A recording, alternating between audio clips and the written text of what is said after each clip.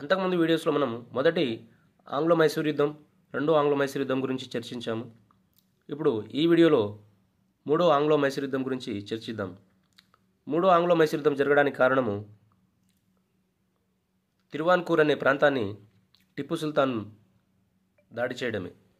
So ఈ దాడిని అవమానకరంగా భావించిన బ్రిటిష్ వారు మరాఠాలతోటి, నిజాంలతోటి ఈ యుద్ధం జరిగే సమయంలో మీరు తటస్థంగా ఉండాలని, యుద్ధం అయ్యాక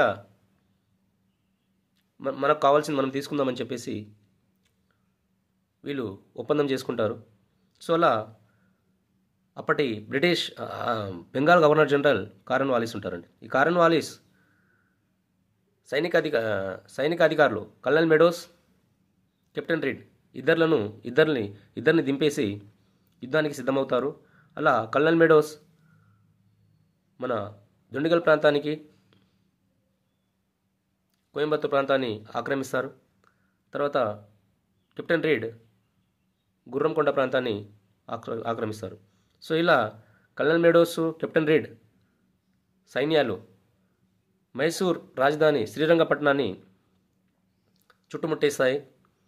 సో ఏమీ దిక్కుతోచని స్థితిలో మన టిప్పు సుల్తాన్ అయిపోయి శ్రీరంగపట్టణ సంధిని బ్రిటిష్ వాళ్ళతో చేస్తారండి.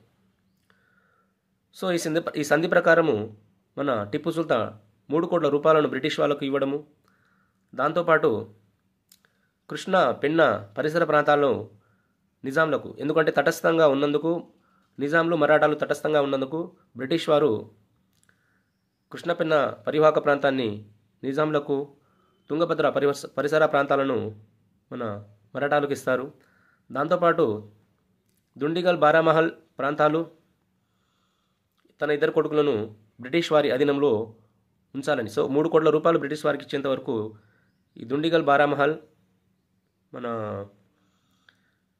తన 2 కొడుకులు బ్రిటిష్ వారి అధీనంలో ఉంటారు ఈ సంధి ప్రకారం. సో ఈ సంధి వలన మన టిప్పు సుల్తాన్ మైసూర్ రాజ్యంలో సగభాగాన్ని కోల్పోతారు. సో చాలా అవమానకరంగా భావిస్తాడు. ఎలాగైనా సరే అవకాశం వచ్చినప్పుడు బ్రిటిష్ వారిపైన యుద్ధం చేయాలని చెప్పేసి చాలా కోపంగా ఉంటారు. సో అలా ప్రధాన శత్రువుగా బ్రిటిష్ వాళ్ళకు మన టిప్పు సుల్తాన్ అవుతారండి. సో ఈ కారణాలలోనే మనకు 4వ ఆంగ్లో మైసూర్ యుద్ధము 1799లో జరుగుతుందండి. సో ఆంగ్లో మైసూర్ యుద్ధం గురించి ఈ తర్వాతి వీడియోలో తెలుసుకుందాము. Thank you so much.